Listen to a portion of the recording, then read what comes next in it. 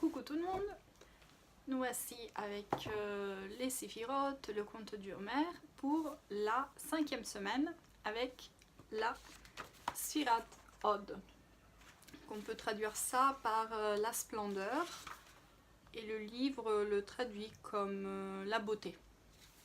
Voilà.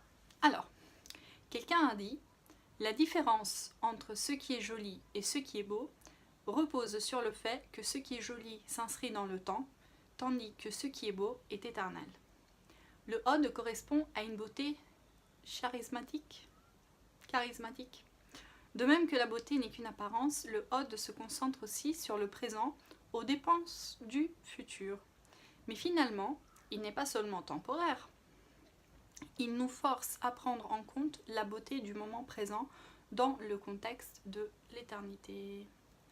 Donc Moshe donna son Od à Yeshua, bin Nun, en présence de toute la nation. Il lui transmit le charisme nécessaire pour diriger le peuple. Et là on nous dit que la politesse et les bonnes manières ce sont des qualités appartenantes au Od, et également les sentiments personnels et le fait de se montrer courtois vers les autres.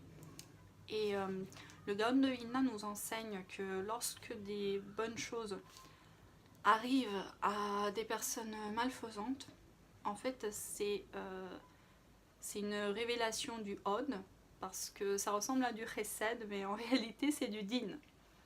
Et donc voilà, il peut nous inciter à donner de l'argent pour des bonnes actions, et puis, mais aussi nous amener à la ruine.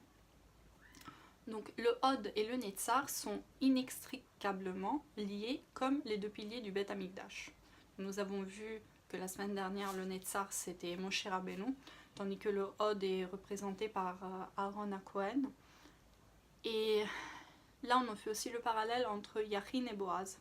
Yachin signifie il établira, faisant allusion donc au Netzar qui est sur le long terme, tandis que Boaz signifie il y a une force en lui, le présent, donc le Od, qui est représenté aussi par la jambe gauche.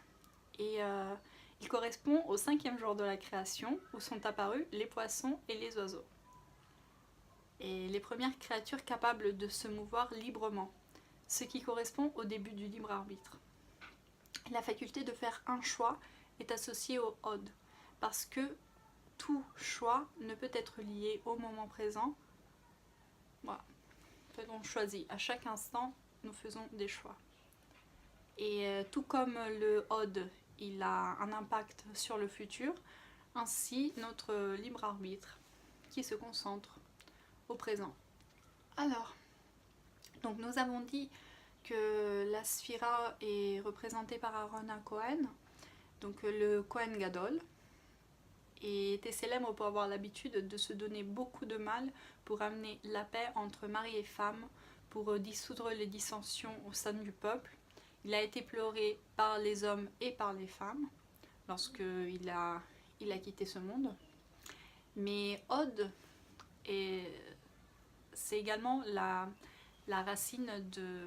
Enfin, il est relié à Oda'a, le fait de remercier, de reconnaître, d'admettre, comme Yehuda. Donc cette semaine, nous allons chaque jour nous concentrer sur une bénédiction de remerciements différentes. Et nous allons consacrer un peu de temps à reconnaître et exprimer notre gratitude envers Akadosh Baruch Hu et les hommes. Tous les anges du ciel s'arrêteront pour écouter ce que nous disons. Ça, c'est ce qu'on dit aux enfants pour les inciter à faire les brachot. On leur dit, et tu sais, Akadosh Baruch Hu fait taire tous les anges lorsque tu fais la bracha, donc on leur apprend. Ramban Nachmanide nous enseigne qu'une personne ne devrait à tout instant remercier Hachem. Il explique la raison à toutes les mitzvot et la finalité de la création consiste à notre niveau à croire en Dieu et à le remercier de nous avoir créés. Dieu ne désire pas davantage de notre part. Il veut que nous le connaissons et que nous attestions du fait qu'il nous a créés.